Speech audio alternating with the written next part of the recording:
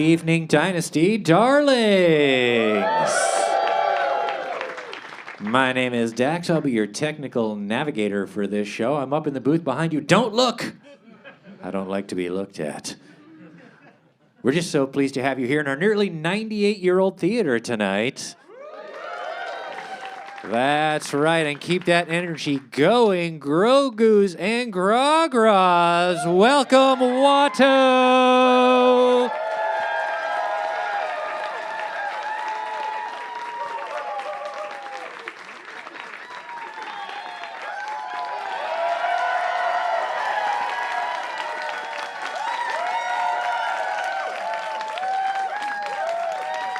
Oh, please, you flatter me. You flatter me. Come on. Oh, it's not why I do it. It's not why I do it. Okay, sit down. We have 2 shows. Oh, no, stay up a little longer. Please, this is inconsiderate. We have a late show. This is rude only to the late guests. Sit the fuck down. Sit the fuck down. You're pushing it. Come on, let's... Again, I acknowledge you. I see you. Great. Oh, my God. I was told there'd be liquid death out here on stage. And there is not. I don't know if I'm allowed to say that in terms of sponsorships. Oh, good. Hello, how's everyone doing tonight? Great. That's what I like to hear. Welcome to the Dynasty Typewriter. Welcome to year 11 of the George Lucas Talk Show's self-funded test shows. 11 years strong, looking for a buyer. This I love. Here we go. Thank you very much. This is what I like about Dynasty, this earthy kind of like, let's figure it out, you know? Let's fly in some water. We're all friends here. This is collaborative. Oh. 7:19 p.m. Getting a bit of a late start, which means I need to make up for it. My primary job here at this stage of the evening is warm up. I need to warm this crowd up. And right now, it feels pretty fucking cold to me. Came out here for a second, I said, where am I, Arendelle? It's the name of the kingdom from the Frozen movies. I could have said Hoth, but that's playing to the crowd too much. It's a little obvious. You get it, guy in Star Wars shirt. People don't want to be catered to. They want to be challenged. That's what we do here on the George Lucas Talk Show. We challenge conventions. I was going to say this is a very normal talk show, but in reality, most talk shows aren't really talk shows anymore. Most podcasts have become talk shows, and most talk shows have become game shows. And we're somehow neither and both at the same time. We used to balk when people referred to this as a podcast, and now we're just like, I don't know, fucking nothing means anything anymore. Who here has ever engaged with the George Lucas Talk Show in any form before? In person? Great. I love to hear that, but that's easy. We have you motherfuckers in the palm of our hands. We're playing with house money! Raise your hand. Make noise if you want, but I require you to raise your hand if you have never before watched a second of the George Lucas Talk Show in any way. Okay, I like this. Keep hands up, please. I want to make one thing very clear. This is a safe space. And I don't say that facetiously. I don't say that mockingly. I mean it from the bottom of my heart. It's a safe space, no wrong answers. With that out of the way, I ask you, what do you think this is? No wrong answers, safe space. Hold your laughs. Connor Ratliff. You put me in a very difficult position.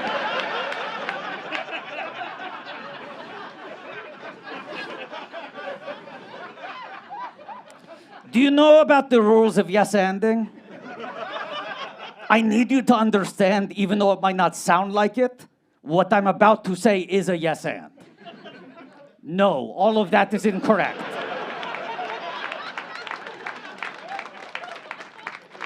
I don't mean to embarrass you. It's for the larger sake of the show.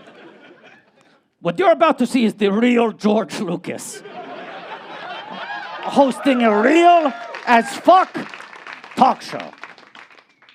That is unscripted. But because we don't know what the guests are going to say, here's what happened. Comedy comes out of tragedy.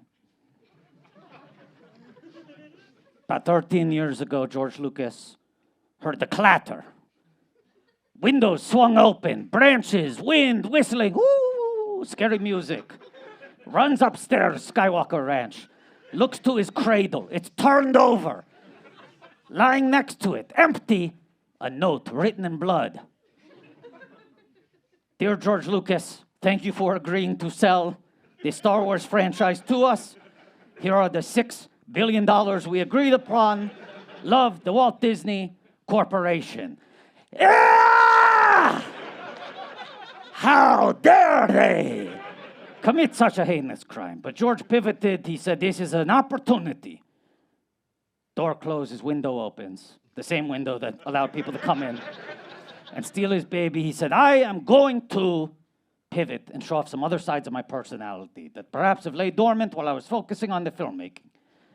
Primarily, my ability to connect to other people, my skills as an empath, a sparkling conversationalist, and someone interested in a very wide variety of topics that go far beyond his own work. And thus, the George Lucas Talk Show began. So we're going to get this started. That's all you need to know. Sorry, but you understand. You get it. Let me just test out quickly. What are you going to do if something really funny happens? Okay, well, what are you going to do if something really funny happens? Okay, let's adjust the scale. What you just did is the least laughter anything should get for the whole night. I want to destabilize the economy. What are you going to do if an NDA is broken on stage tonight? But then I want everyone to go like this. Zip. If anyone tonight accidentally says something that breaks NDA, I want to hear and see everyone in the audience go, zip. Good. And that goes for you on the live stream too. And lastly, what are you going to do if Carlos Sofia Gascon starts tweeting about the show? Yeah.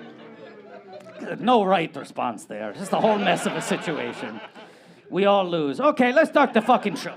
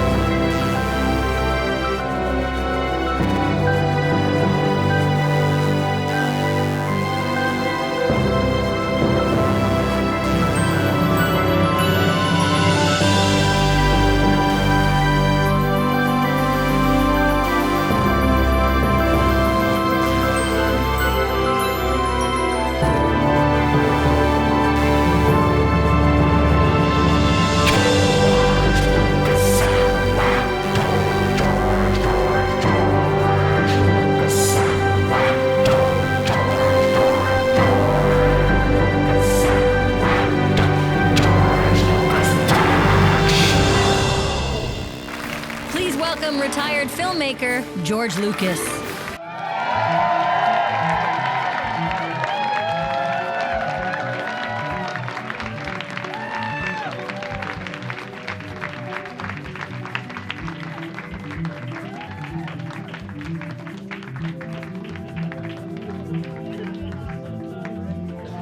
to keep clapping. He's in his 80s. He can't run laps the way he used to. This is what I'm talking about. And now act like something really funny happened. But make sure it's clear you're not laughing at him, you're laughing with him.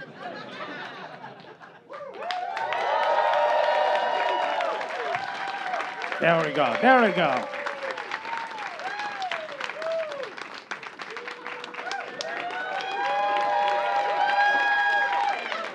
There's this recent trend on our last couple of shows where the music cuts out before George finishes high-fiving people. And it does really kind of underline everything.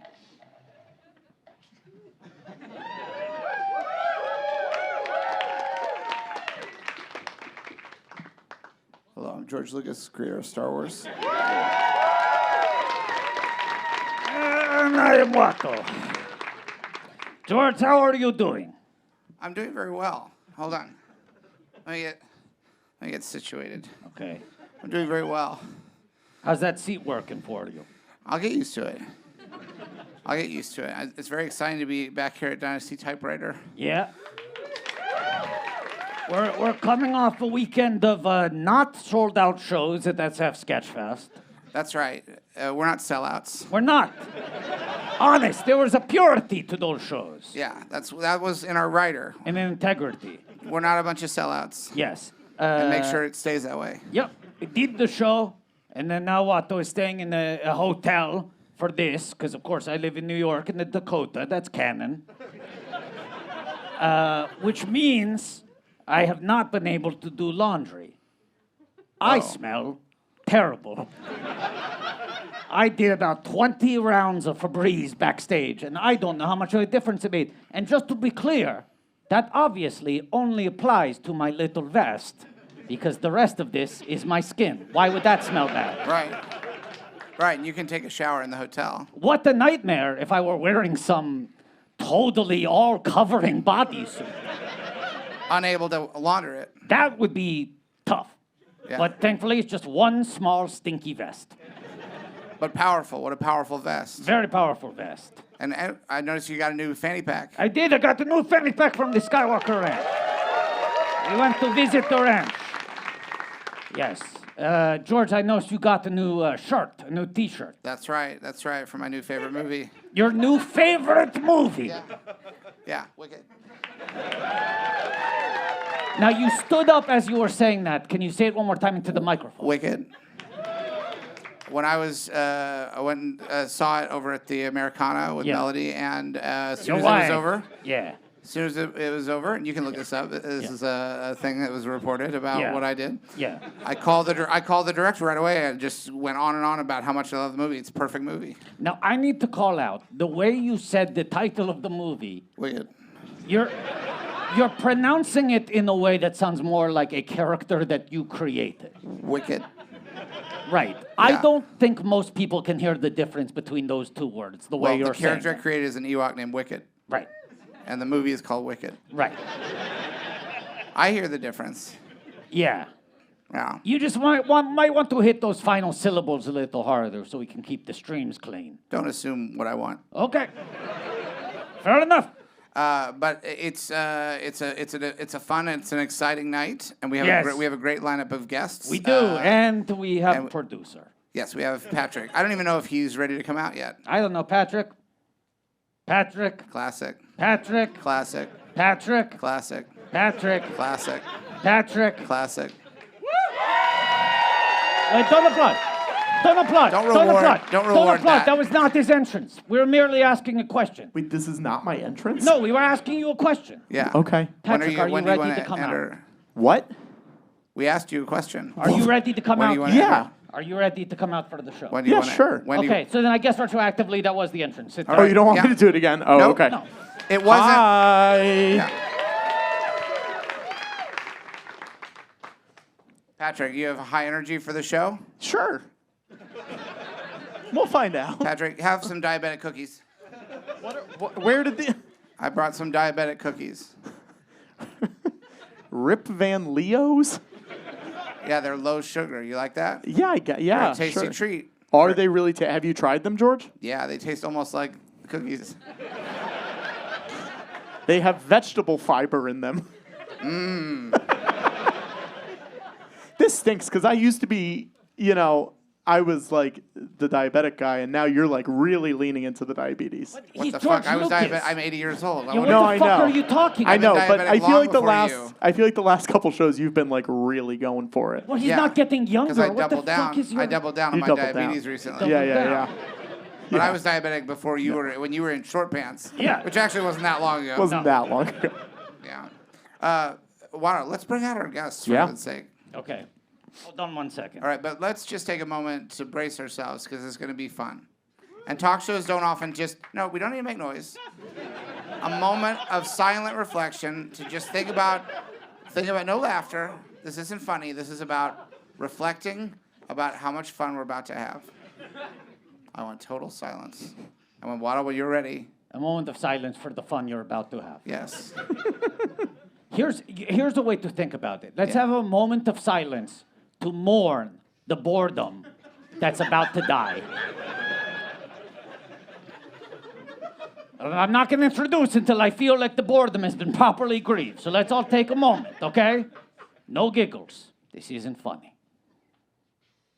Boredom, we didn't like you. And we won't miss you. But you were here for a moment. And soon you will be gone for hours. Amen. Whoa. That was too Mine was secular. Silence. I'm done. Googers and Glurgers, please welcome to the stage Eugene Cordero, Laraine Newman, and Robert Timothy Smith!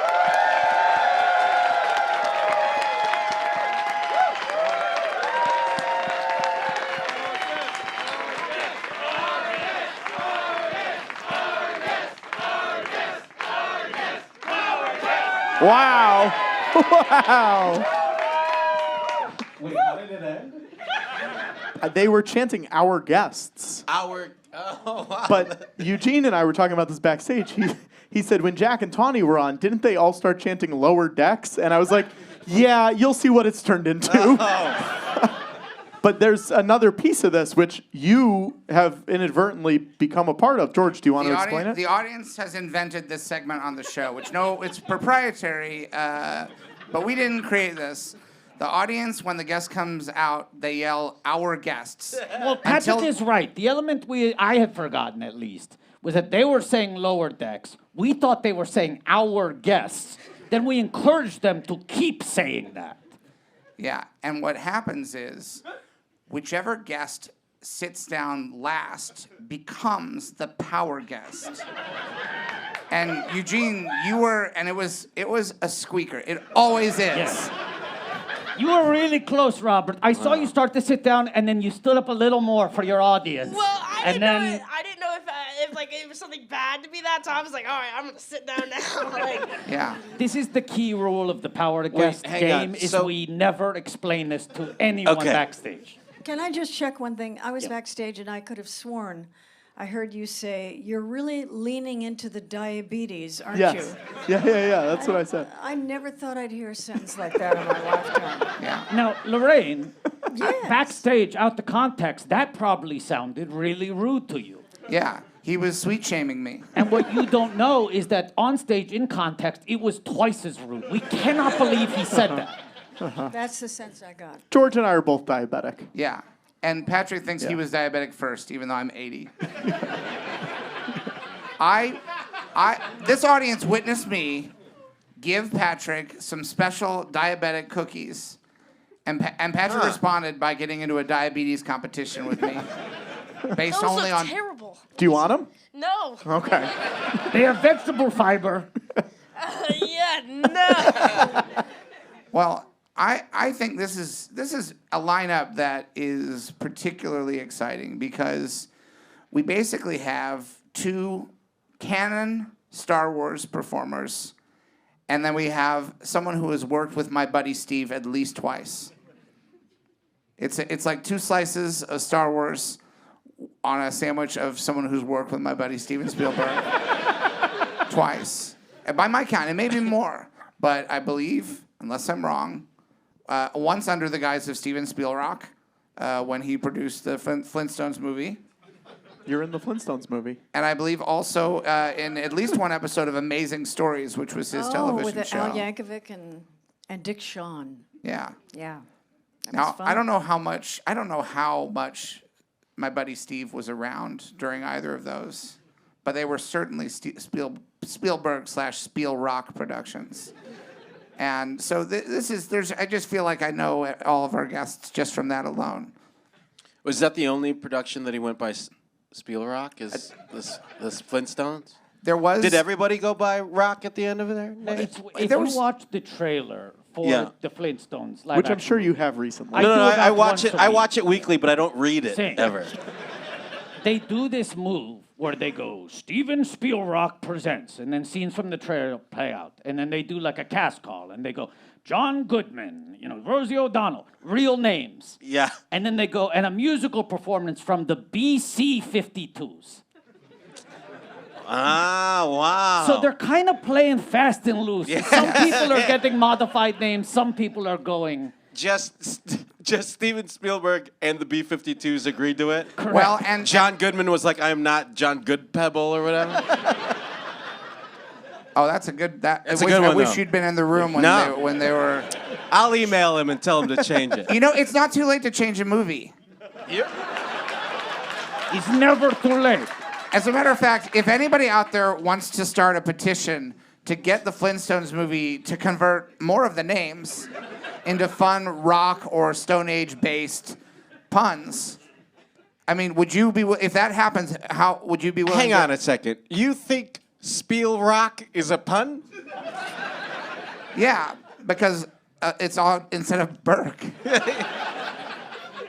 So, okay. In the modern sense, in which any wordplay at all is a pun. I got it. You know the way people use that? Yeah. Like how literally is used in a way that isn't what it means. Yeah. Sure. But we know when people say it, they mean really. Right, like in the way that Spielrock is literally an ironic pun. Yeah. Got it. John Goodpebble. I am going to be laughing good. about that. Wait, why? So I sat down. I squeaked it out by Yeah. sitting down last. So what's going to happen? You're the That's power up to guest. you. You're the power guest. What do you want? does that mean? You define it. You tell great. us. Can I hold it for a while? Yeah. Just hold the power? Think about it. Just Yeah. think about it. Yeah, you. here's one thing. If you can ask questions about it, but you don't need to. You're the power guest. Okay. Like anything you do in this show, don't look to me for permission. You're the power guest. Wow. If you get out of line, I'll let you know. Oh, okay. But so far, the power guests have been pretty gracious. Eugene, can you stick out your finger? Your index finger. Oh. I want you to know that I work in Star Wars media. And the fact that you're the power guest, people are really holding space for that. So if you want to take a step back and hold that power, it would mean a lot to us. Thank you. Okay. Thank you very much. I like Skeleton Crew. Thank you. It's good. It's good. Did you like Star Wars before you were in Skeleton Crew? Oh yeah. I mean, Star Wars has always been like the coolest thing to me, just because it's sci-fi, and I feel like sci-fi is everything to me. That feeling is correct. Yeah. And feeling. I don't like to talk about feelings a lot on this show, but I don't mind what you just said. but yeah, I mean, What's the first Star Wars thing that you remember? seeing Watto for the first time. Hell yeah, brother! It's my guy right here. And actually, I have a little gift for you, Watto. What? Whoa, Watto. Because we're both trunk buddies. Yeah. And Blue. Yeah. And not really. One You of could us. say cute. Say cute, Robert. Adorkable. Let's say we're both adorkable. Yeah. Right. Yeah. Yeah. I got you one of my Funko What? Pops. Oh my God! Thank you. I love you. Now, can I ask you a question? I don't know if this is too touchy, but I want to ask it right off the bat. Okay? the images that come out, people see your character for the first time, the first teaser trailer. Yeah. People think your character, Neil, is of the same species of Max Rebo. Yes. Orwellian, is that correct? Orwellian? Yeah, something like Yes. Why are you asking Patrick? George.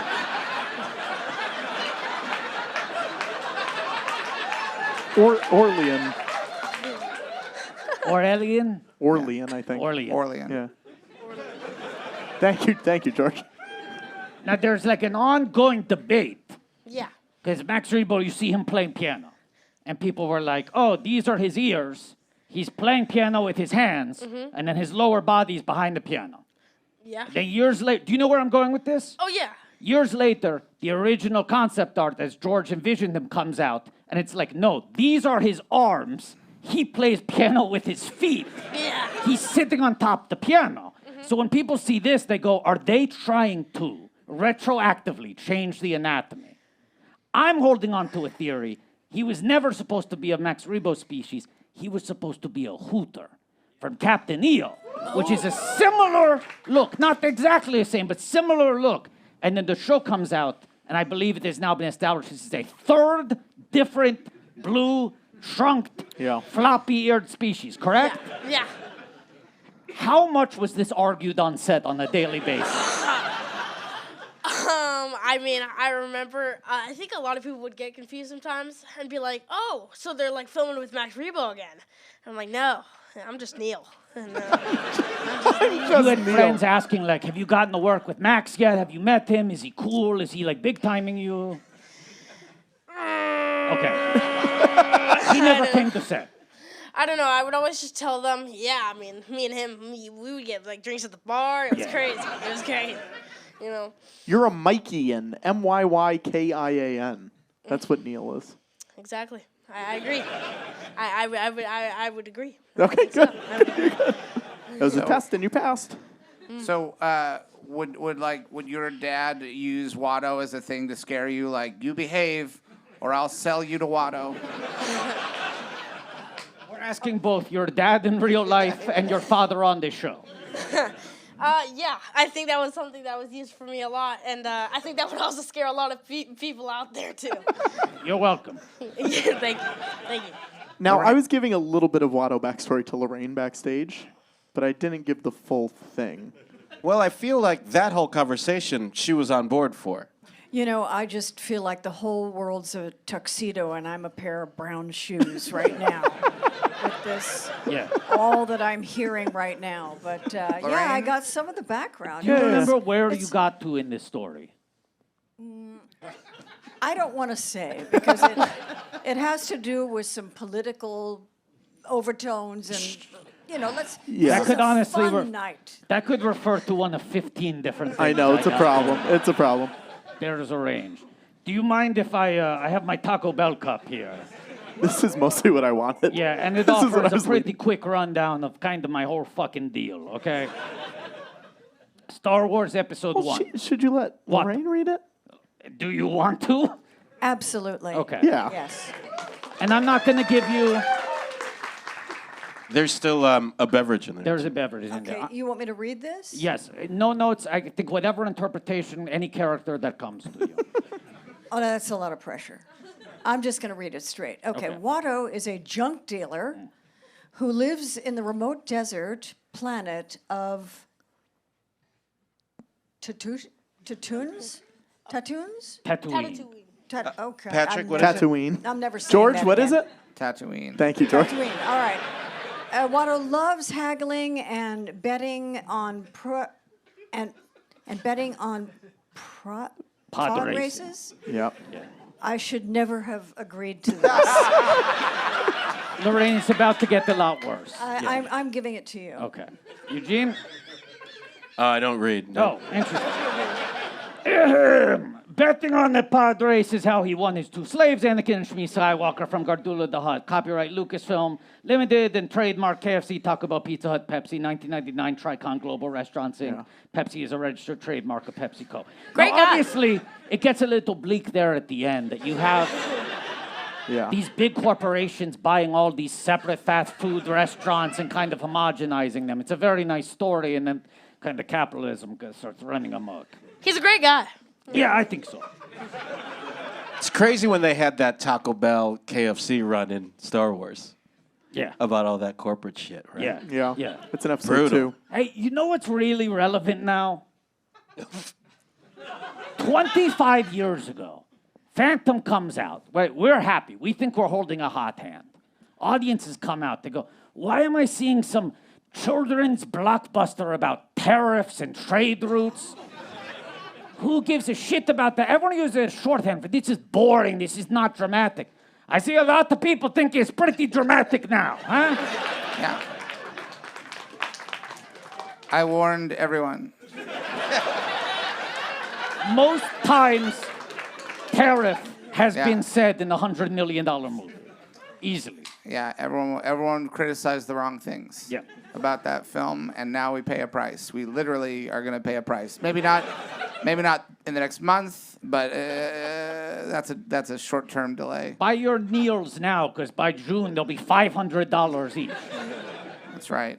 Now, Laraine, it's very rare that we have someone on the show who is in the #1 movie in the nation.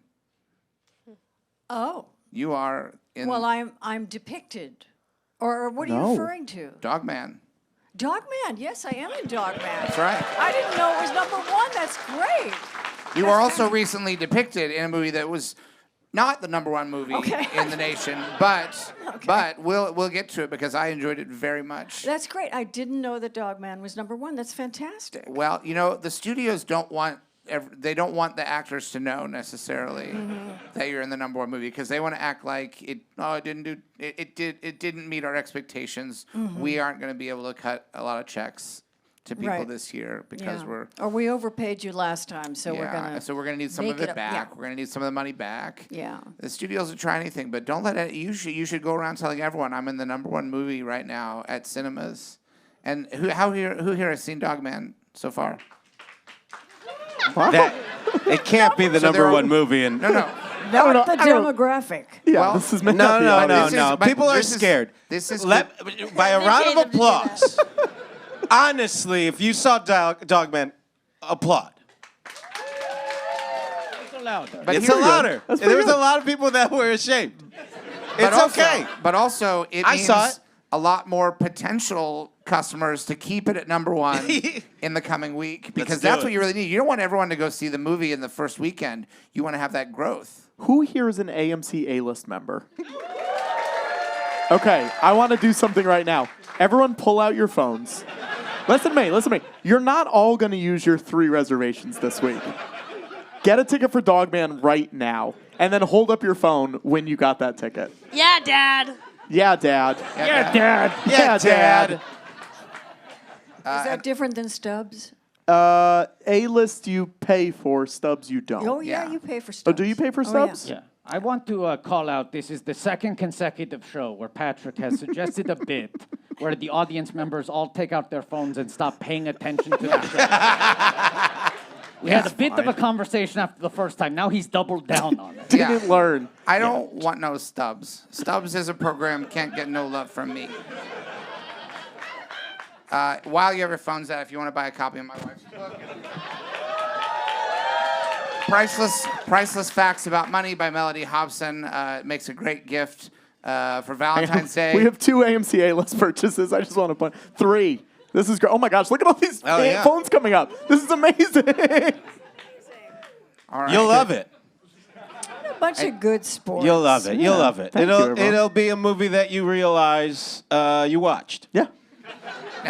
That's what I realized as I left You watched the it, you movie loved with it, my yeah. son. I went, I just watched a movie with you, bud. Look at this. Oh. Oh, wow. We all, whoa.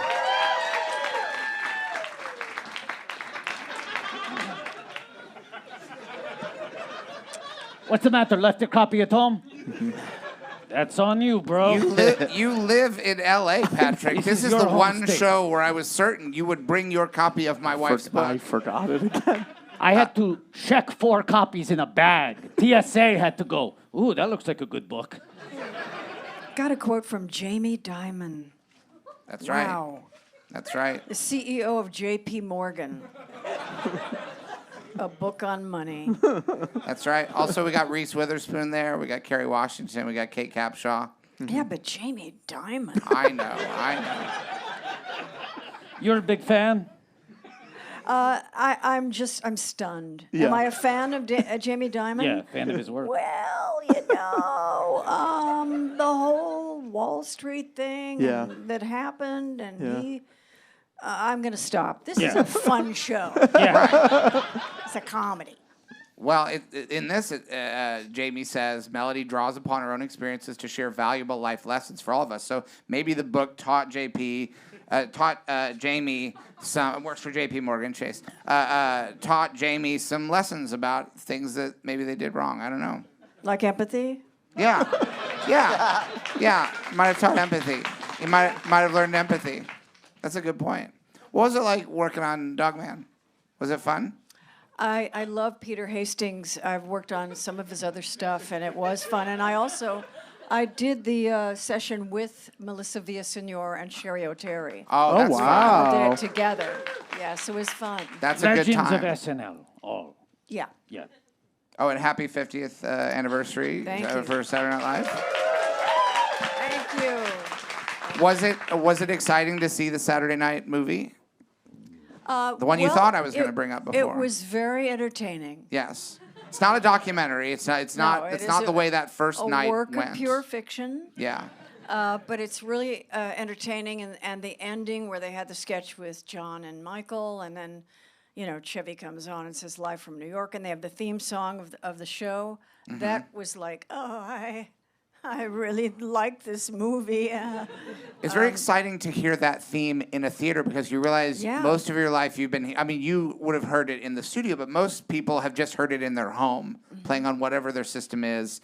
And to hear that music, you're like, I've never heard it played this way before. Yeah, I never thought of that. Tell me about that weird guy that Willem Dafoe played. That weird, it was like an Indiana Jones villain walking around.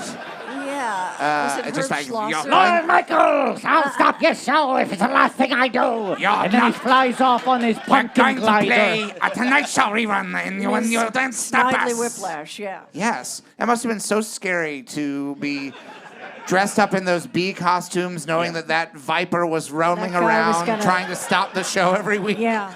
With a Blood machete. dripping off the corners of his mouth, his fangs freshly revealed. How terrifying. And we're trying to be funny and play music, and you have this monster. Yeah, but it wasn't true. Oh, That's he's the thing. So even It wasn't really true. Although, they were kind of on his ass, up until the very last minute, with the option of showing a Carson rerun. Right. Which, what they really got right is Lorne Michaels' unflappability, in the face of all the pressure that he was dealing with on that first night. Yeah. So, and that's an exciting part of the story. It's a thriller. It's basically they reimagined the first night as a high-stakes thriller where Lorne Michaels literally has to break a glass door to get back into the building moments before the show begins. Yeah, it was always hard to get past security. Yeah. Always. It is. If you've ever been in that building, it's a very weird protocol. The elevators don't have buttons that you can control. They send you up, and you can go down. You can choose to go down back to the ground floor, but they control your elevator. That's such a metaphor for life, don't you think? I don't like that. I like to control the elevator. You know Don't what I'm we all? realizing? Sorry.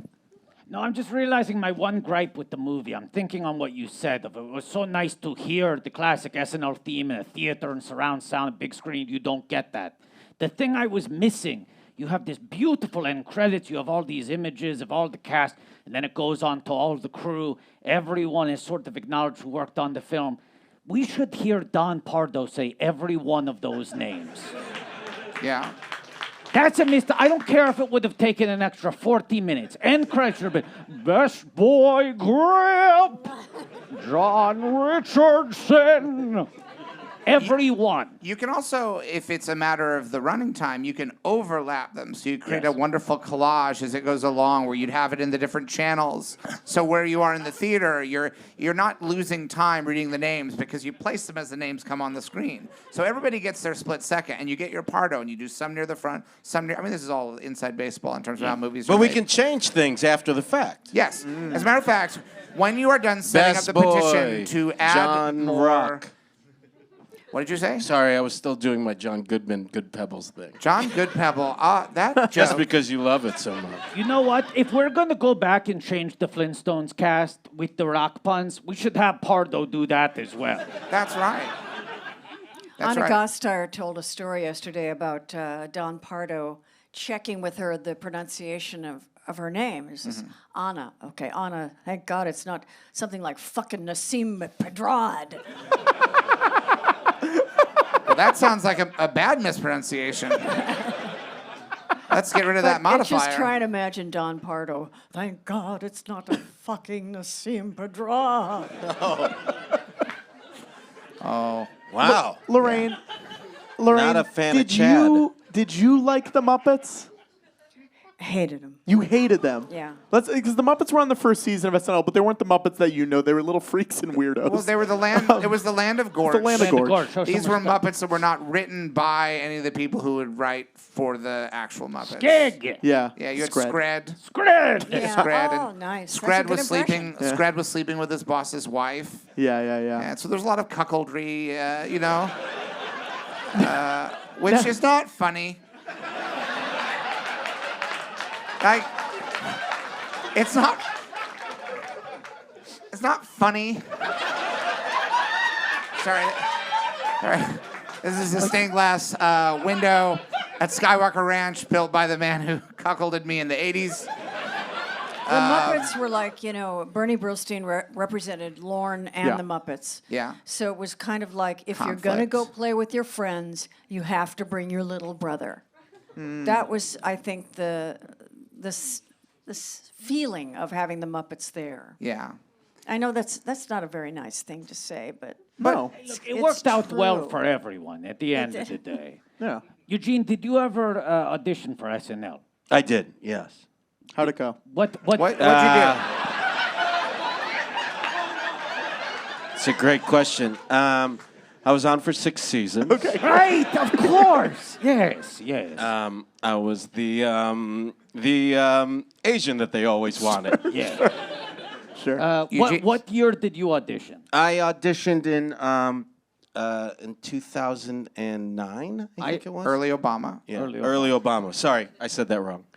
I auditioned in early Obama. Got it. 2009-ish. Yeah, I'm 2009. always interested in what impressions people did to try to see, like, when you scan the landscape and you're like, who would it be valuable to have in my back pocket? Oh, right. Yeah, I don't think any of them made sense. I think I did a Luis Guzman. I think I did.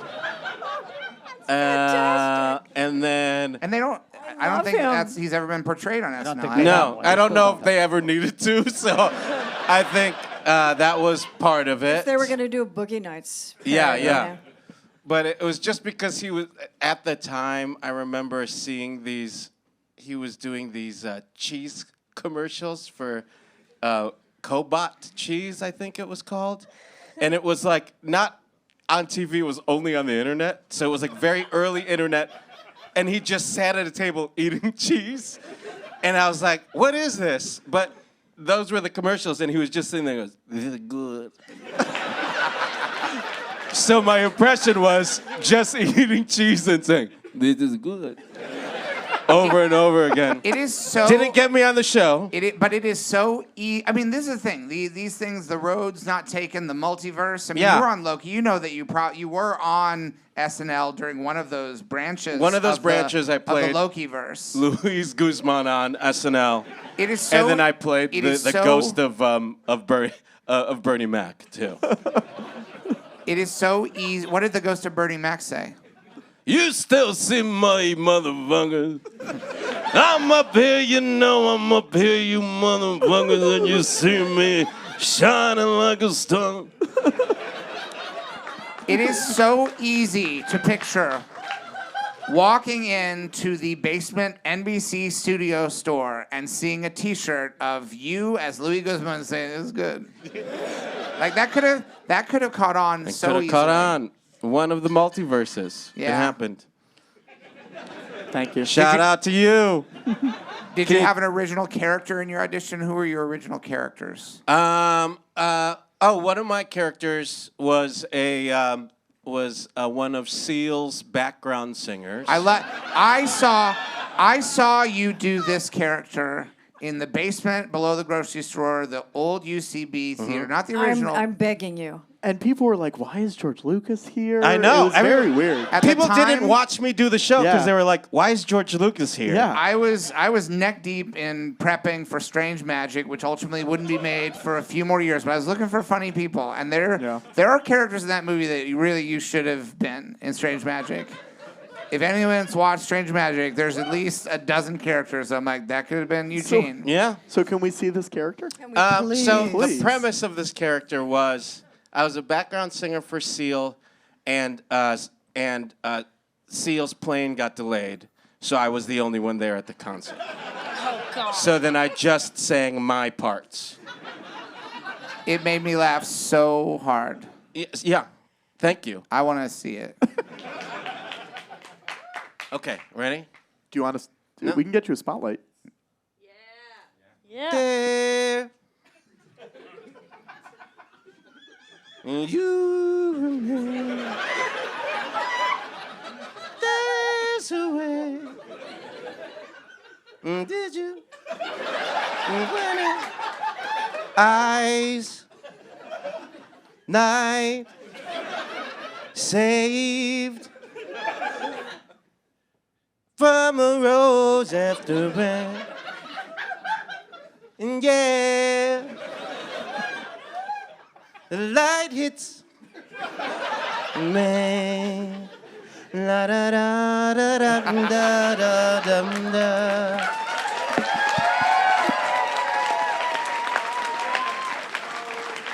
That was hilarious.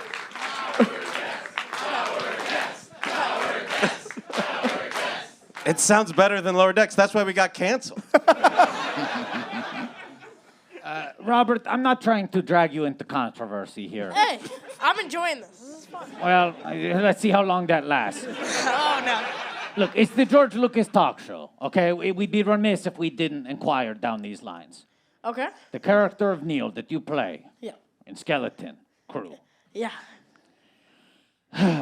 came to life through a mixture of techniques.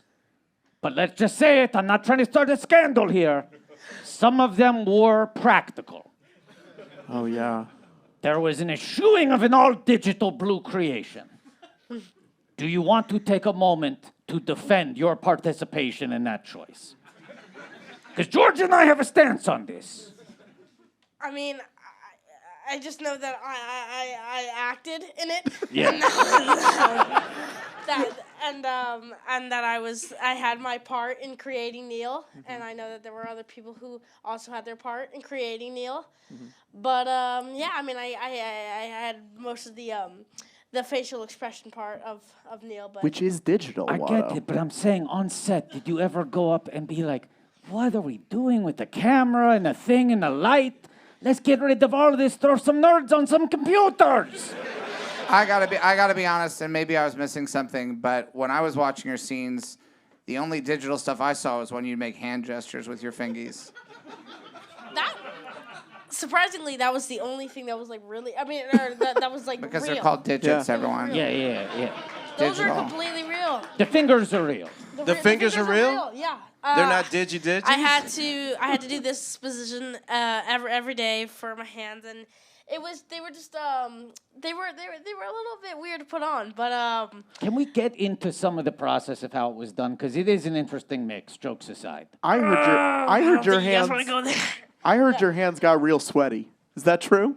They got slimy. At That slimy was- yeah. because you had the gloves on all day. They would have to like basically spray my hands with like water, and then also have to spray inside the gloves with water. And it was just it wasn't the greatest. Like it was just and also when I would like when I would be done with the scene, they would also take it off, and it was like my hands would be like wrinkly. What is it called when you like have like Pruny. pruny? Yeah. I would have pruny hands, and it was George, what is it called? Prunish. I'm sure when they took them off too, it made a really nice sound. Oh yeah, Like a pleasant It was like kind a of. yeah. Like it was yeah. Were there did anyone play any pranks, any fun jokes on set, or any takes get ruined by something really silly? I would do that most of the time. I would be like, dude, man, my hand has been just hurting all day. And then they would just like start screaming. It sounded like the psycho scream. It was crazy. I need to unpack that story.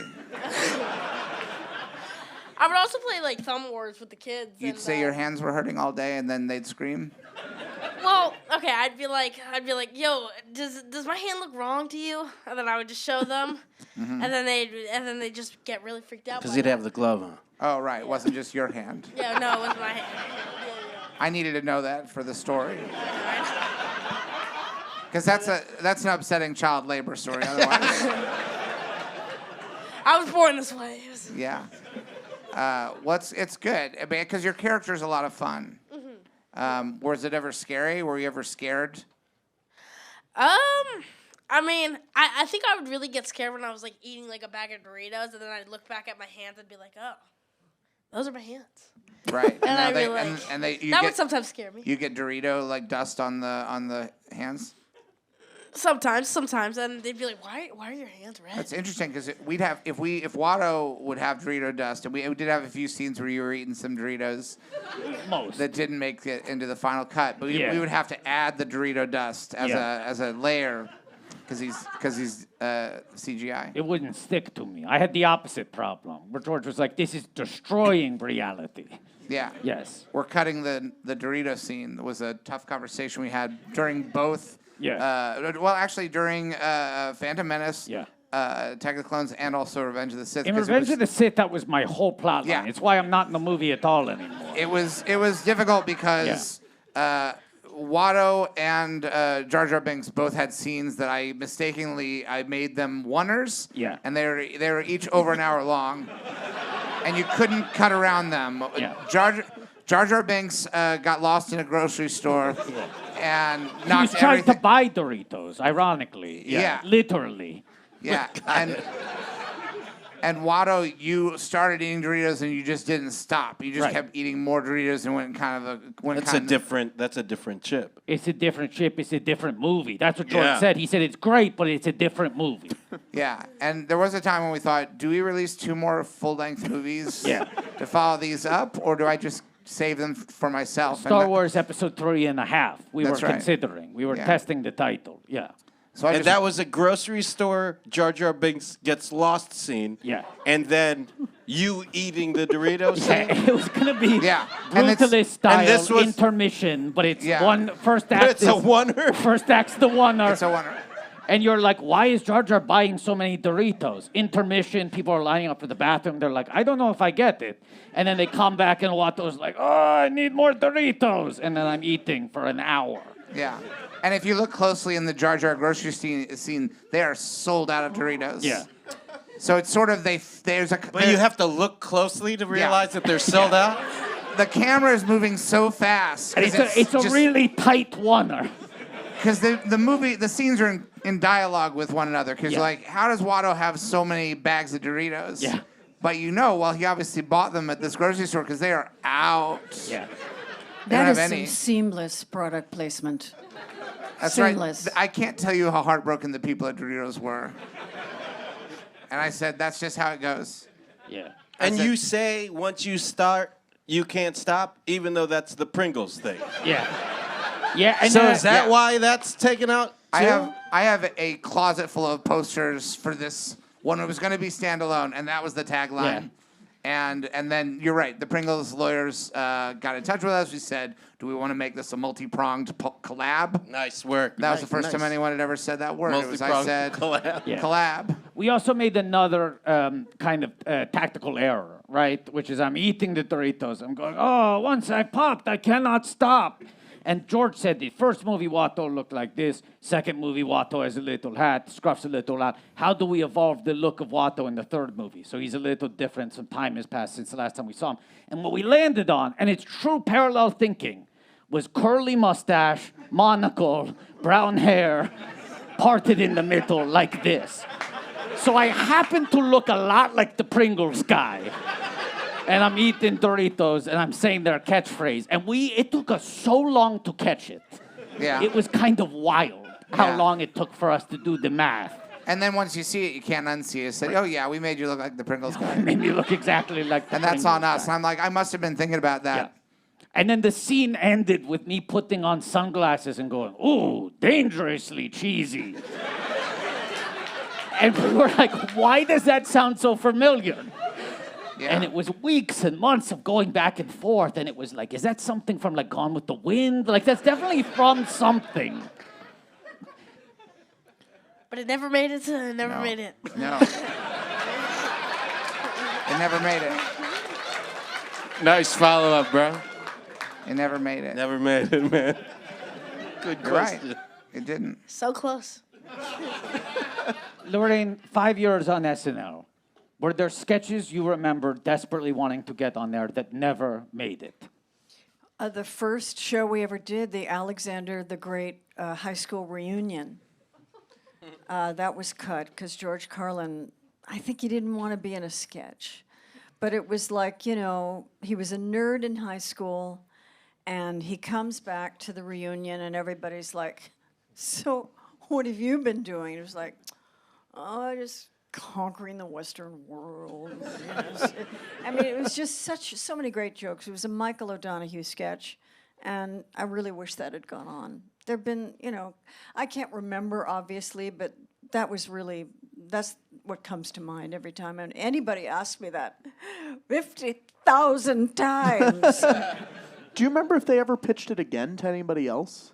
Because I feel like I've heard people talk about that sketch, and it's always like one of those like, well, why didn't you just do it the next week or something? Well, you know, we did Jesus' high school reunion, which okay. also the next. that would have been great because it was like, Jesus, is that you? God, you look good. Christ, it's good to see you. Gone. I imagine George Carlin was probably like, they call it a sketch, but it's not a drawing, it's words. Why would you do a sketch that's not a drawing? George, that was This is really good. Yeah, good. George, This is good, wow. George. This is good. Have you auditioned for SNL? No. Lauren's asked a few times. I was almost in the Randy Quaid year. Right, because he was trying to go younger that Yeah. year, right? Younger and hipper. Yeah. That would have been one of your impressions, George. Yeah. What, did you have any others? You had to have more than one impression, though. Yeah, I did an impression of Jamie Dimond. Oh, can we hear it? Yeah, let's hear it. Can we hear it? I love money more than I care about people. Spot on. Any original characters? Yeah. Yeah. The dorky doctor. The dorky doctor. And he's the dorky doctor here with us at the Dynasty Typewriter tonight. May we have a word with him? Maybe. Hey! And that was all he said. So people would be like, doctor, am I going to die? And he'd say, maybe. And then it would get that. Yeah. Yeah. Wow. It was fun. And I just said, Lauren, I don't think I can do the Tuesday night. You know, like staying up all night. Yeah. Like, I can't do that. Oh, the writing. Yeah. Yeah. I said, this is not for me. This is for people who are chemically able to push through the night. And I'm not like that. I'm like, the hardest thing I do is these Rip Van Leos. These cookies, special cookies for diabetics. I'll eat one if you eat one. What are they called? They're called Rip Van Leos. You were saying you didn't like them. I'll do it. Oh, we're all going to do it? Laraine, do you want one? Yeah? Here, I'll take one. Here, pass these down. We'll all try I have to have knowledge of this.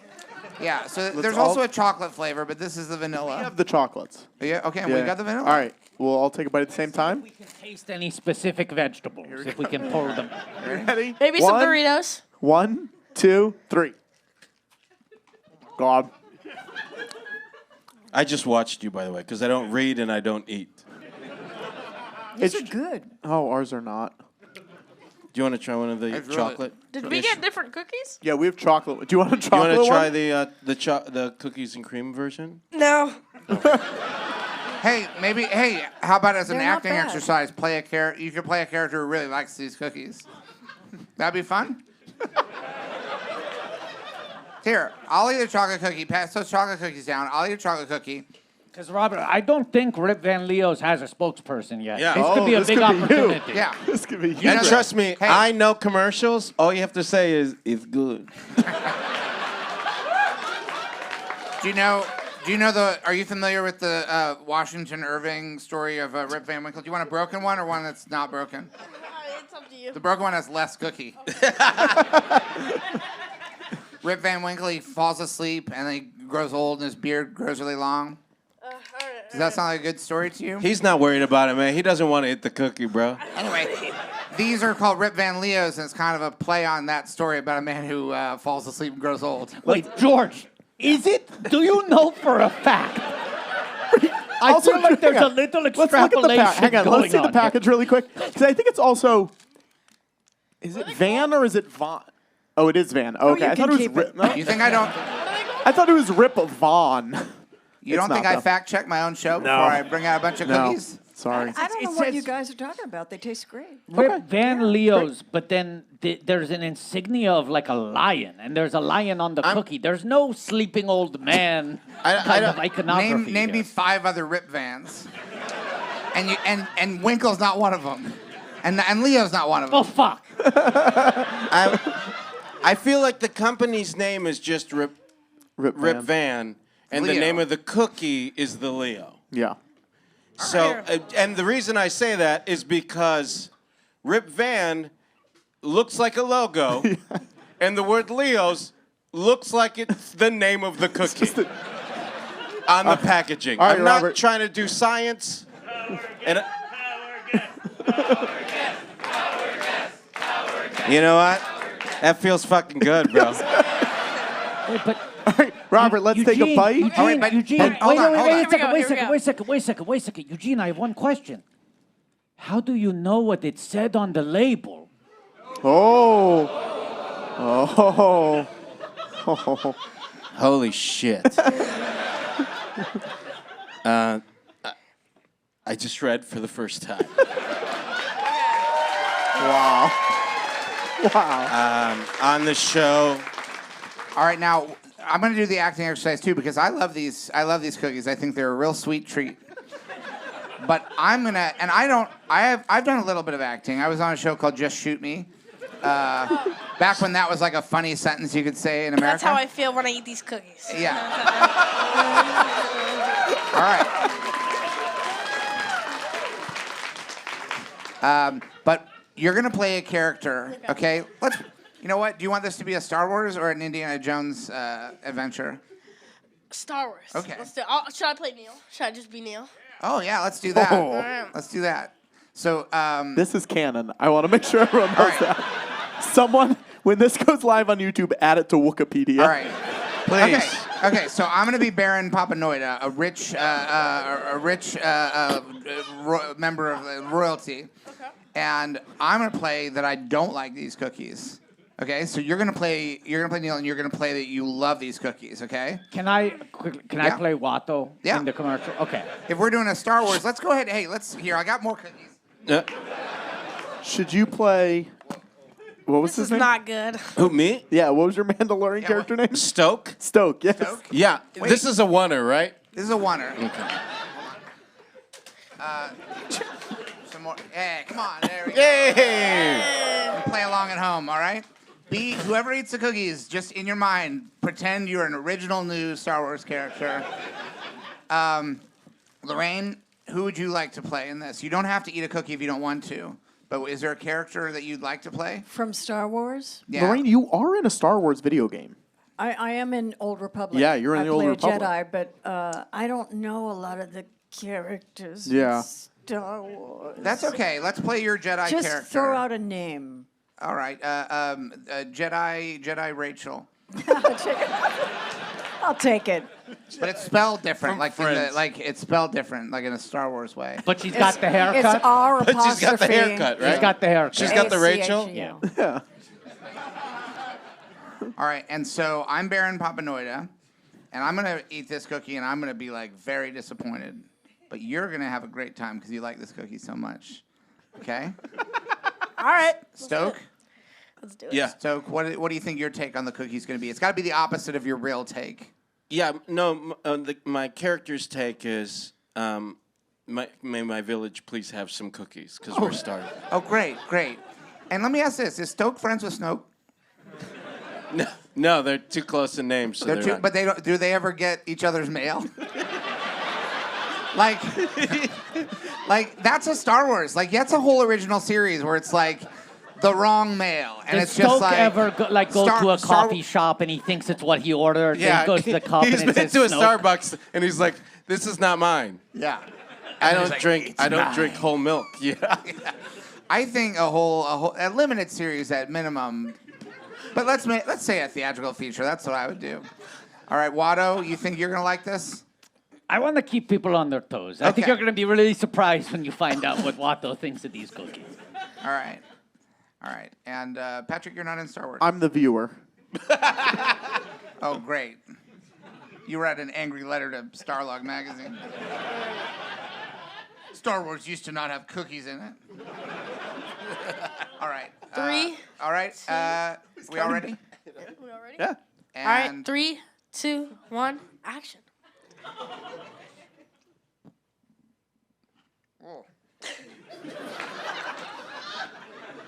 I don't like these. Why not? They don't They're taste. great for excellent adventures.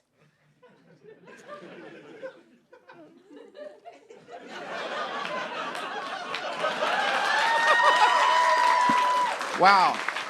If you like them so much, you can have mine. You got it. And then the camera pans a little bit, and we see Jedi Rachel. Once you start, you cannot stop.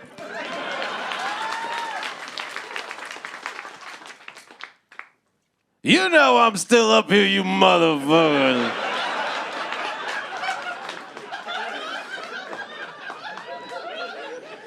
Oh, fuck, I'm ruined. Fuck, I bet on the red pod racer. Oh, fuck, I bet everything. I have nothing left. Watto. I bet the whole house. I bet the junk shop. I bet all of my belongings. Other than this one cookie. Watto and Neil, best friends. Laraine, are they going to bring the bees back for the 50th special? God, I hope not. Laraine, I want you to know how much we respect you because last year we had 3 SNL vets on the show and we purchased 3 bee costumes and we flung them onto that carpet in front of the stage. We said, put them on. This was Kyle Mooney, Beck Bennett, Bobby Moynihan, and none of them complied. None of them put on the bee costumes despite immense Have pressure. you got a fucking surprise No, for me? no. The surprise No is surprise. No. The surprise is just this respect. We have no bee costume here. We would not do that to you. No. Later, they all confessed that they were terrified that if they put the bee costumes on, that Lorne would find out about it. Wow. Oh, were they on the show at the time? Genuinely backstage after the show, 3 grown men, comedy veterans, no longer on the show, ashen-faced, terror. I just knew if we were photographed in those bee suits that the photo would get back to Lorne and he'd be so angry. You know, yesterday we were on some podcast, and Kevin Nealon said, to this day, I'm still like when I'm going to the market and pulling out some milk, thinking, what will Lorne think of the milk that I just chose? I mean, it's really, Yeah. it's embedded. Wow. I mean, Lorne's a pal. I can tell you, as a billionaire, I don't find him intimidating, but I get why a non-billionaire, because he has that demeanor about him that is like what a billionaire is like. You know what I mean? He has that. Yeah, I've known him since he was 28. Yeah. So So- I have a different perspective. Because when you get to know a person, I think this is sort of a true thing that it sort of locks in. Whenever you meet a person, at whatever phase you're at in your life, whatever phase they're at in their life, it does tend to, even if things change, you still have that as your sort of baseline setting. Yeah. So that must feel very special. Yeah, I have a lot of affection for Lorne. I Yeah. love him very much. too. And, he gave me my start on a Lily Tomlin special and then gave me this show. And, Yeah. and he's a very funny guy and he's incredibly smart and incredibly talented. And he's given so many people incredible careers and brought, the tone of comedy along through the decades by recognizing each individual player's unique style of comedy that no one had ever seen before. He presented it. Yeah. I like Mr. Bill. He would always have such a hard time. I don't know if everyone's familiar. And I see now, I happened to be in a pet store where it's like things for pets, like shoot toys. A pet store. No, but it wasn't it was a store of things for pets, not a place where you buy an animal. I think people still call those pet stores.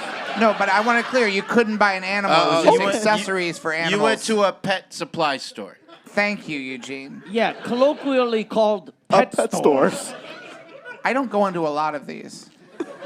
I was in there, and they have the wall of all the toys for the animals, and I saw right there Mr. Bill, and I looked around. I thought, how many SNL characters are Chew Toys now? And the number, other than Mr. Bill, was 0. And I thought, who would have thought? Like everybody finds their path. Some characters make movies, some make the best of collections, etc. But animals all over the country are just tearing the hell out of Mr. Bill still in 2025. That's what happened to him every time he got dismembered. Yeah. That was my biggest disappointment during lockdown, was that when they did the SNL at home during the height of COVID, I thought this is the time to start really making a lot of Mr. Bill shorts, because Mr. Hands was the big villain. And that was the whole thing, was that COVID could be spread. You guys remember that? I want to just interject for a second. First of all, what George just said verbatim, that he's surprised that they didn't do more Mr. Bill sketches during lockdown. I have heard George say that no less than 10 times over the last 5 years. It's Verbatim. true. Yep. Secondly, the story you told about going to a pet store and thinking, what other SNL character would be here at the pet store? Within the last 2 months, George texted me from an airport gift shop and said, look, they have Mr. Bill. What other SNL character would be on a shelf at an airport? You're stunned every time Mr. Bill appears. Watto, what I texted you from the airport was Mr. Bean. Watto. What is this position? Watto, you don't know the difference between Mr. Bill and Mr. Bean? This is a very funny mix-up. Imagine ordering a bean burrito, and Mr. Bill is inside it. Imagine trying to pay for something with a dollar bill, and instead giving the cashier a handful of beans. Oh, what I wouldn't give to make a Watto movie with that crazy, crazy mistake. They at its probably get core. each other's mail. Oh, you're saying we could blend this into the Stoke Smoke? Hey, The Stoke Smoke? I want her. With all 4 of us. Oh. In a grocery store. With some Doritos. With some burritos. And Neil, And Neil. Jedi Rachel, Jedi Rachel in the Rachel. this guy watching. I like it. What can I say? And we need to be surprised that they're out of Doritos. Like, you can't tell from the aisle that they're out of them But here's until the thing. you're right in front. You're in the chips aisle, and you're like, there should be Doritos here somewhere. And instead, half the aisle, Mr. Bill Dog Toys. Half the aisle, Bendy Mr. Bean. And the other half, Leo's Cookies. Sponsored. I'm on the Q&A page of the Rip Van website. Problem is they got everything broken up, so I can't. There's not a good. No one's asking, is this an homage to Washington Irving? What are the type of questions they're asking on the website? Well, they're asking. The first question is, what is a Rip Van waffle? That's a low sugar sandwich cookie. It's a healthier take on the Stroop waffle, a traditional Dutch delicacy. I don't have any of those waffles. I went for these cookies. Anyway, that's a new segment on the show. I don't think we're going to do it again. Where I check the FAQ of the Rip Van website. Laraine, can we talk about the you wrote a book? It's an audio book. Oh, my memoir. Your memoir. It's great. Thank you. It's great. Thank you so much. I listened to it this summer while I was standing in line at Comic-Con. That was my thing. Oh, thank you for listening to Yeah, it was so many stories I'd never heard before, which was very exciting. Well, I thought it would be interesting if I approached it from a cultural perspective, because growing up in LA, I was, a teenager in the 60s, and, I got to see the Beatles twice, and my older brother was a lighting director at Gazzari's. I don't know what it is now, but, he'd come home and say things like, there's this band you got to see called The Doors, And I saw all this incredible music, and then the opening of the Comedy Store, and the birth of the Groundlings, how it all started, and then the beginning of SNL, and then after that, animation. It's Did just, so much work with Devo, too. oh God, slowly I turn. Well, yeah. We like But Devo. that was We like very Devo. culturally impactful. Yeah. Love Devo. Yeah, I love love Devo. Devo, too. I Yeah. love them. They're playing the show at Radio City. Oh, really? Yeah, there's going Wow. to be an incredible show on the 14th of all music at Radio City Music Hall, and I think it's being televised, and it's incredible bands, and Devo is among them. That's cool. But Yeah. you did a lot That's of so like cool. videos and specials with them. He was my boyfriend. That's why the Mark turn was was, yeah. slow. I get it now. Okay. Wow. But I love the book. Thank you and so I much. think it's an Yeah. Audible original, and people should Thank check you it for out. mentioning that. Yeah. What's the name of it again? Pardon me? The name of it? It's called May You Live in Interesting Times, which Yeah. I did. You also, I've heard you talk about how one of your favorite hosts while you were there was a man who's in Star Wars Episode 2 Attack of the Clones, Christopher Lee. Yeah. How was that? Tell us about him. Oh, he was great. He was a great storyteller, and he loved doing dialects. He was practicing his South African dialect, and nobody had any point of reference, so he was just like doing it for nobody, But he had a great sense of humor, and the first thing he did when he got there was say, "I do not want to play Dracula." Yeah, I kind of tricked him into playing Dracula because I knew he didn't want to. So I said, "How about your Count Dooku?" You wear a long cape with Not- red lining inside. You kind of like stalk people like this. I remember saying to everybody, "I'm going to get him to do Dracula." He just called him something Well else. done. Yeah, and he was great. He was like, I can't imagine anyone better being Count Dooku. Oh, he really was Count Dooku. I He haven't really- seen that movie. That's all right. But you did a Mr. live read of it, though. You were a part of a live read here of that Oh, movie. yes. Yes. Encounter But using that. Mr. Lucas, how many Star Wars movies are there? Well, it depends what you're counting. That's As- what I figured. As far, I mean, there's a lot now. There's a lot, and I've been out of the game for a bit. But when I did it, I did 2 trilogies, 2 TV movies, some TV stuff. There were TV movies of Star Wars? Yeah, on NBC in the 80s. There were 2 Ewok movies that were theatrically released in other parts of the Wow. world. And thank you. Yeah, and they were really exciting because we just go out in the woods and film them. It's that's why we set the Return of the Jedi in what looked like Northern California, is because we could just go out in the woods. I learned my lesson. Going to the desert is no fun, And then later I figured out how to just do it in the parking lot. You just throw up some screens and you just ask the admin staff, like, put on these robes, walk around in a circle. And then it really does look like it's really the people who live on this planet walking around doing things. Like, you don't need to get, no offense to actors, but you don't need to get actors. You can literally just get the administrative staff, put them in costumes, and have them walk around in a parking lot, and then you'd make movie magic out of it. Because the first cut of the fourth movie came out during the time when you were on Saturday Night Live, and it made a big impression because people were like, ooh, they've released this partially completed movie. It's so great. It was the only unfinished movie to ever get nominated for Best Picture. And what was the talk? That's a good question. What was the talk?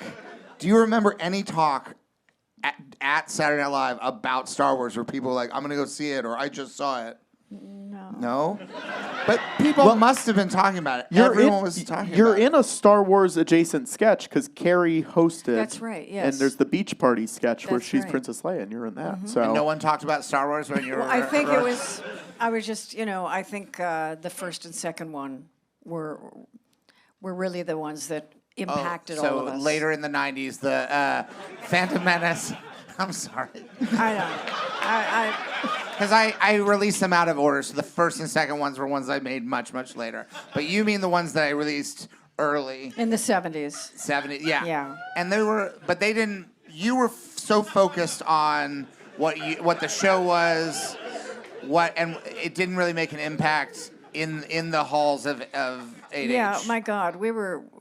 John Belushi called 8H the vault. It was a vault. Right. It was like being in Vegas. There were no clocks. Yeah. Just pumping in oxygen to keep us going. And, we couldn't go out because it was camera blocking. And it was an intense, leading up to Saturday. Yeah.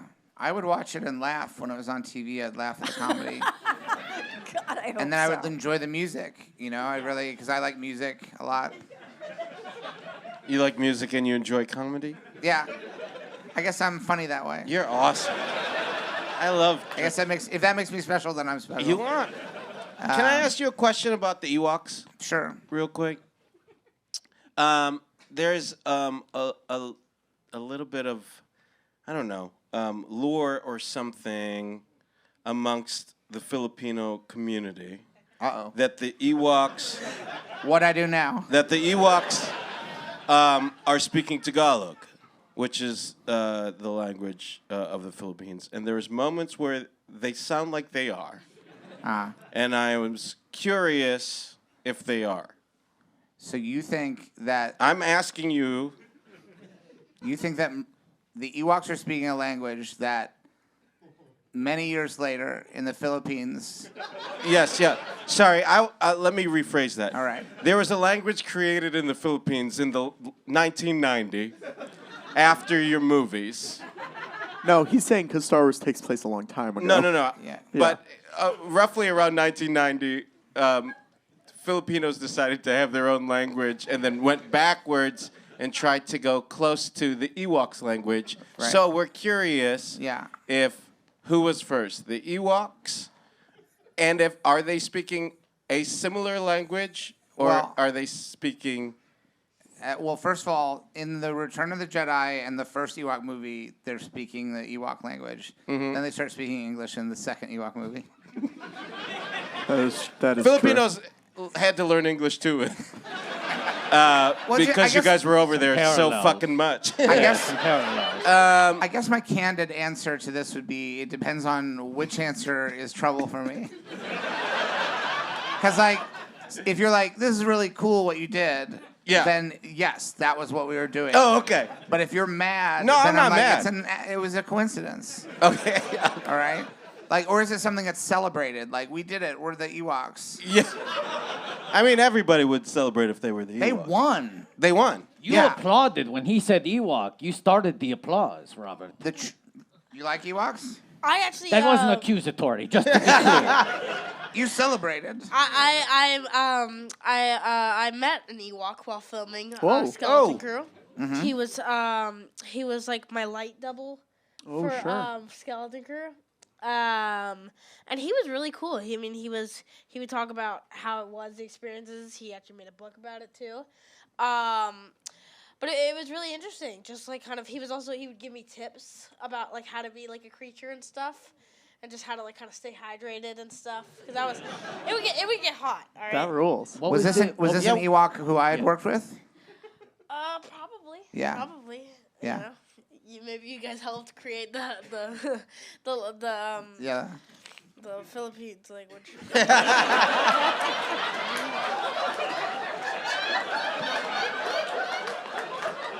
Wait, what? What were some of the tips that he gave you? Yeah, what was the best tip? He just told me he taught me the language. No, but other than stay hydrated, were there certain things of like playing a character that like you use? This doesn't have to be a funny answer. It could be a real answer. Genuinely want I mean, to know. he would just tell me to stay hydrated and to just stay gold, pony boy. I like that. I like that. It's pretty good advice. Robert, you did a movie called Dear Santa. I did. On Paramount Plus. For those brave enough to scale the mountain. Yes. It's not a fun one, I gotta say. Yeah. It's you and Jack Black. It's a two-hander. Is that fair to say? It's a two-hander. Yeah. You're the protagonist of the picture. You're the emotional center of the picture. And the premise of this movie, that I swear to God is real, is that you write a letter to Santa Claus. Yes. And you are dyslexic. Yep. And you accidentally address it to Satan. Yep. And Jack Black plays Satan. Oh yeah. And he receives the letter and comes up and is like, I'm your friend now. I own your soul.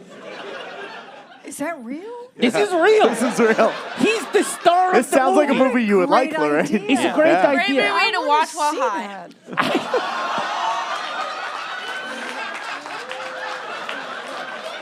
I see. Oh no! The tide is shifting. I'll be honest. This has never happened before. Eugene, The power should have shifted a long time ago. He's doing amazing, and he has the power. I give him my power. wow. That was smart. That was a savvy move. George, we do have some posters to give away Yeah. that Robert signed. I don't know how we want to decide. How do we want to decide this? There's two of them. So this And they're is, double-sided on the back. I'll sign the Mufasa side. You'll sign the Mufasa side here. Yeah. So I always wanted a brother. these you know? posters are a double dyad because they're two posters each, and there are two posters. You know, it's funny because I actually, for a while, was working on an idea for a movie called Dear Santa. But it was about Santa does a Freaky Friday with one of the reindeer. So Santa's in the body of the reindeer, and the reindeer is in Santa's body, and it almost ruins Christmas. Robert, pass these down to you. Eugene's going to sign the back. Laraine, you're more than welcome to sign it somewhere, too, if you would like. Robert, I really enjoyed the movie, and I loved your performance in it. Thank you. And I saw it before I'd seen Skeleton Crew, and I was like, who is this guy? This guy's got the goods. It reminded me a lot of Michael And Cera handsome. in Superbad. Genuinely, I was like, you have incredible timing. But there is, not to spoil things for people, because Satan is able to do some magical things for you in this movie. Let's put that right. Yeah, in the film. There is a scene where you're trying Hang on, to... I did sign these as Scar. Eugene Cordero, and then in quotes I put Scar. Just to let you know. There is a scene in the movie in which you're trying to impress the girl that you have a crush on. Oh yeah. And she's a big Post Malone fan. Yeah. And so Satan, played by Jack Black, uses his magic to make Post Malone think that you're the coolest guy in the world. Yep. And in the middle of his sold-out concert, he's like, I got to give credit to someone in the house tonight. Everything I've learned from him. And you go up on stage and have this extended dance sequence where the audience is like, This is a real film. cheering you. This is real. And it's like this triumphant, like, you are the coolest guy in the world. There's nothing you can do that the audience won't love. Was that like insane to film? Where you just have a bunch of background actors who are going to lose it no matter what you do? Yeah, I mean, I would always like try to just like I would always just try to dance and just see how they would kind of react to it. It was always very funny, and them just chanting my character's I name. feel like we gotta see a little bit of dancing. You want to dance with Watto? I can't. Watto, come dance with him. It's giving me flashbacks. I can't. Okay. You know how many times we did that dance? Ugh. I can't imagine. Your dancing is very funny. And then the other funny thing is that Post Malone is sitting next to you being like, oh my God, this guy. The funniest thing about that, too, was the fact about, I mean, he would kind of get into a lot of performances. He would kind of, like, drink a lot and stuff. And Sure. That's funny. And it was always funny. He would never say the correct line. Like he would never. Like it would always be something like a rendition of it. It would be like, he would be like, oh, he's my inspiration and stuff. But then he'd be like, oh, he's just so great to me. Bring him on.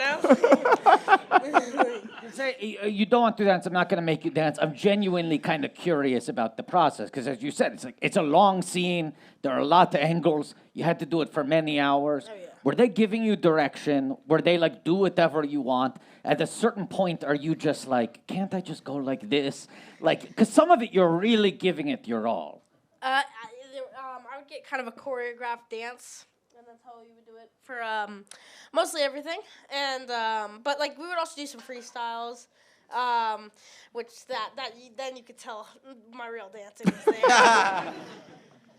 But no, I mean it was really fun. I mean Post Malone was really nice, and so was everybody on stage. They always kind of gave you enough time to kind of like do what you wanted to do. Yeah, I mean, we filmed it a lot, so I'm kind of sick of that dance. I'm kind of sick of that song, but Not gonna sing it. Not gonna make you do it. I still had a really good time. I still had a really good time. Yeah. Man, I gotta watch that movie, man.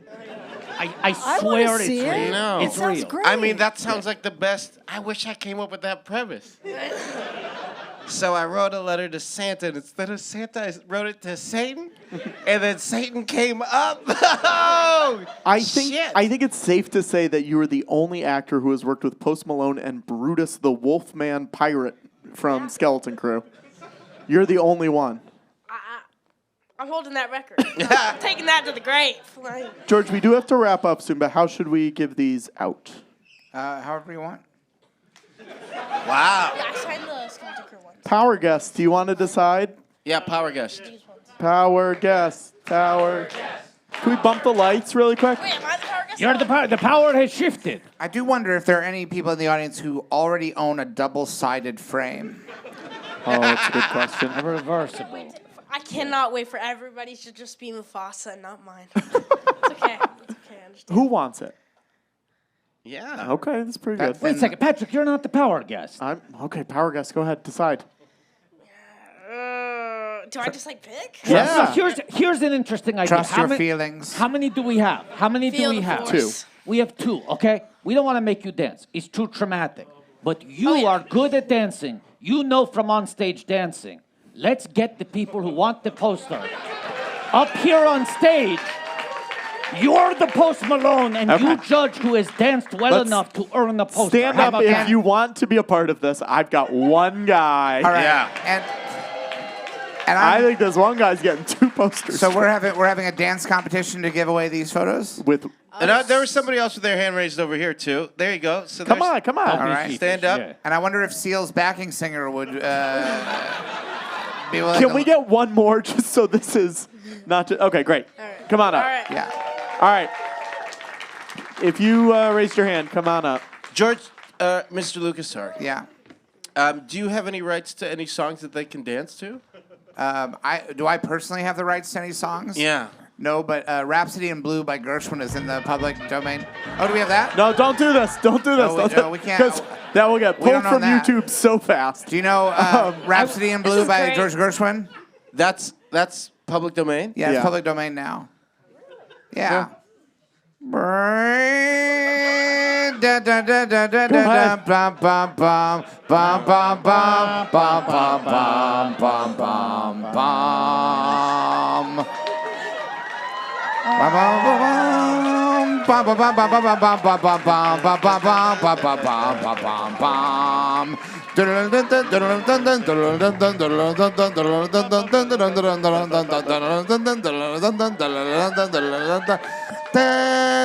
seeing good stuff, Robert? You seeing ones that you like? Wow. Nice. Great. Now, Yeah, Robert, you see anything you like?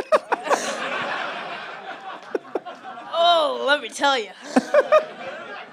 who do you want to give these posters to? I mean, I think I saw you really putting in effort. So, I think I need to give you one just because I think I saw you really giving the work.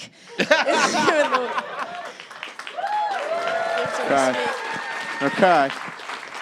We got one more, Robert. What are we going to do? I can't choose. This I'll is be like honest, terrible. Patrick. When Yeah. you said let's have 3 people up, you knew one person was gonna come up on stage and dance for you. Yeah. And then they were just gonna walk off stage. No. I know what you mean. Patrick was thoughtless and heartless to do this, but do not worry because Uncle George is going to make it worth their while. Oh! No one's gonna go home empty-handed. That's right. Do we need to do a sudden death runoff? Do we need to see a little more dancing? Can we think of a different public domain song? Hamtown races, sing that song. Oh.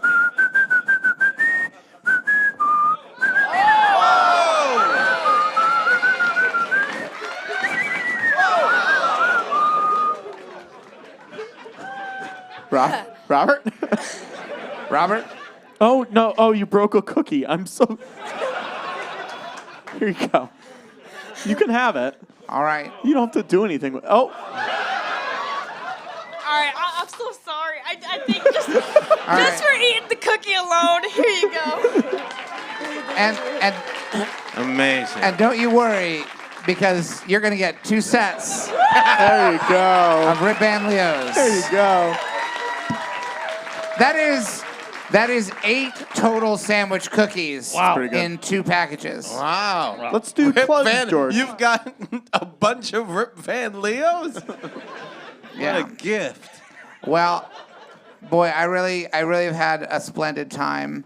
I wish we had more time to come up with some more Flintstones names. I keep thinking about what was it, John Goodpebble? Yeah?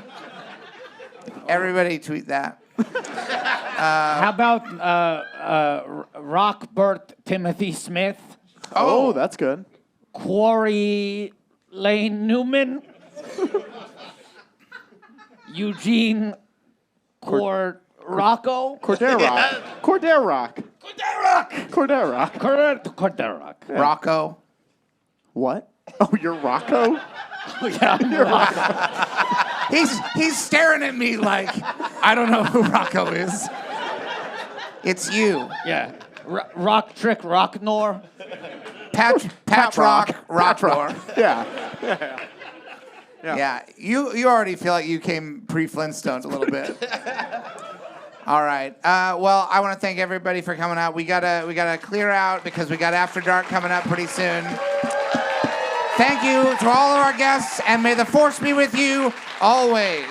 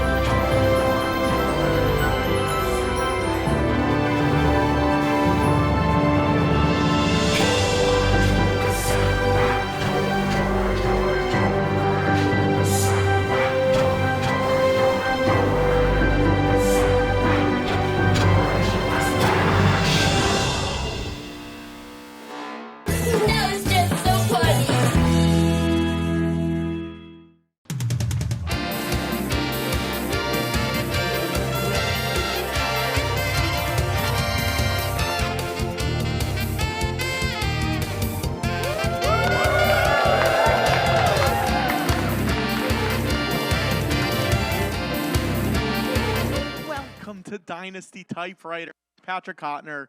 Someone just threw something back there. That's the Dynasty difference. We're here tonight for the George Lucas Talk Show. We have 2 shows. This is before our first show, which will be starting momentarily. We got 3 rad guests. We got Laraine Newman. We got Robert Timothy Smith, who played Neil on Star Wars Skeleton Crew, recently released. We got Eugene Cordero from every single thing you've ever seen. Loki, Mandalorian, Man on the Inside, Kong Skull Island. Like, truly, I could go on and on and on. The Good Place. Hi, everyone. Are we ready for the show? So ready. Okay, great. Thank you. Are you ready for the show? I'm ready for the show. I love your hat, an AMC A-lister hat. We got people walking in, but we have 2 shows tonight. The later show, Seth Rogen, but also some surprises. You think it's just Seth Rogen, but guess what? Maybe some other stuff's going to happen. This is our 3rd year doing shows at Dynasty Typewriter. And they've always been very fun and very cool and very weird. And we love doing shows in LA. And I think that's different. Very excited to see people. I want to talk to the next person who walks in. So we're just going to wait here until at least one more person walks in before we start moving. Oh, I'm being told to keep moving. Just a little bit for audio purposes. How are you guys doing? You doing good? Talk to me. Talk to me from home. Like a Dora the Explorer situation. I would love to engage the live chat. But I will make this promise. We will talk to the next person who walks in.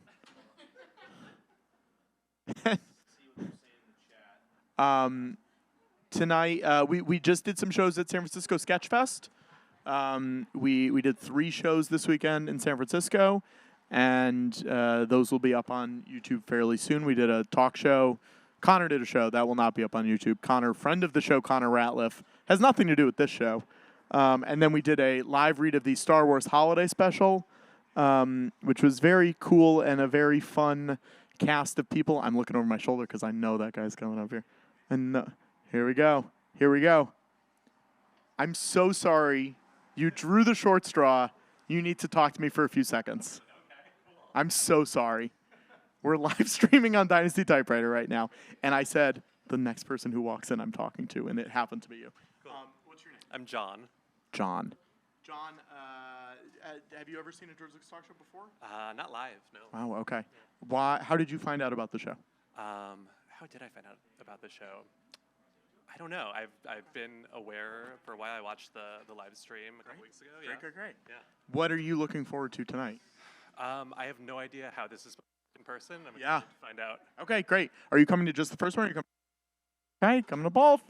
They're both going to be very fun. Thank you for talking to me. Who's your favorite Star Wars character? And you stay right there because I'm about to talk to you. Who's your favorite Star Wars character? Who's my favorite Star Wars character? Wow, there's so many to choose.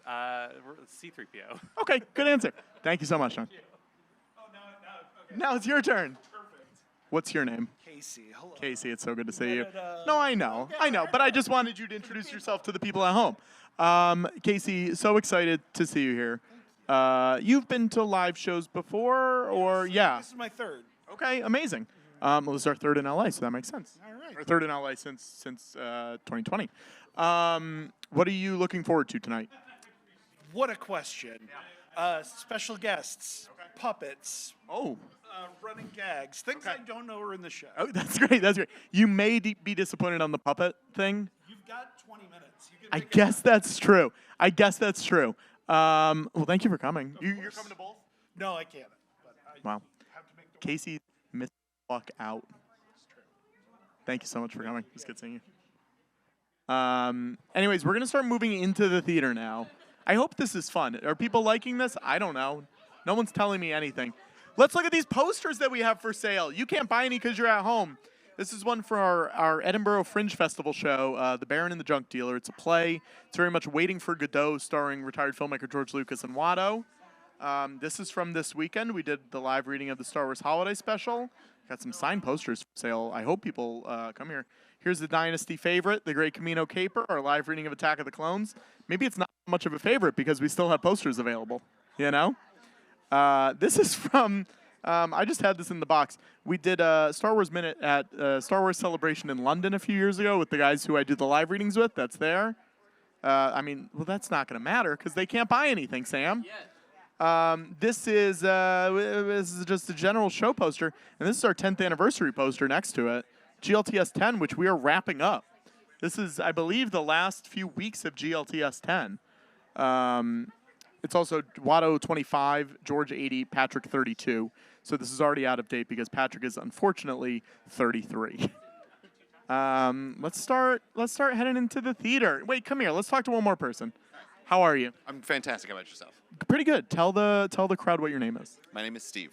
Steve. It's so good to see you, Steve. It's so great to see you. Steve, have you been to one of these before? I have, yes. Okay. What are you looking forward to tonight? I am looking forward to someone taking something way out of context and for it to be like lore for the rest of the night and then potentially for months to come. I think that's good. I think that's good. Are you coming to both shows or just the first show? Or I'll be at both. Good job, Steve. You're not like that dummy Casey we just talked to who's only coming to the early show. I will defend Casey. Okay. Casey's great. Casey's great. Casey has a fantastic. Is that Casey? Yeah, that's Casey. Different Casey? You know what? I'll still defend them. I was gonna say I was gonna defend. We're talking mess. I will defend because. Thank God. I couldn't back any of that up. It takes a confident person to pull off a Oxford shirt buttoned down 2 buttons. Yeah. I really respect that. The horn rimmed glasses look fantastic. Wow. Just this is not the energy I was expecting. A nice sumptuous beard. I'm not ready to fight. This is we're building bridges. Can we just clarify? Do you guys know each other? No, not in the slightest. Not in the slightest. Great. Thank you so much for coming. Have fun at the show. We're gonna walk into the theater now. Look at this. Look at this. It's a damn typewriter. Isn't that crazy? I might have just broken it. We'll find out. Here we go. We're walking in. Now, the theater is not filled up yet for those at home because we still have quite a few minutes before the show. It's getting there. Can we bump the lights a little bit, maybe? I feel like I'm in the dark. Can everyone hear me? Oh, my gosh. Hello. Guys, we're doing a live stream pre-show for the George Lucas Talk Show. Let's spin the camera and let's say hi to everyone who's here. Hello. Okay, so this is our 3rd year of shows at Dynasty Typewriter. Who has been here for all 3? Anyone? Okay, spin the show them. Don't show me. I'm not important. Who's been here for 2 shows? Great. Is their very first show? And wow, that's amazing. And who has no idea what the fuck this is? Legitimately, say it. It's great. I love it. Okay, we got 1. Great. I don't want to talk to him too much because I assume he might get talked to in a little bit. Thank you so much for coming. It's going to be very fun. Who's coming to the late show too? Anyone? Hell yeah. All right. Not Casey. Casey's not. Casey's only coming to the early show. Yeah, we're going to talk to you. Now, we saw each other this weekend because you were in San Francisco as well. Yep. Did you have fun at those shows?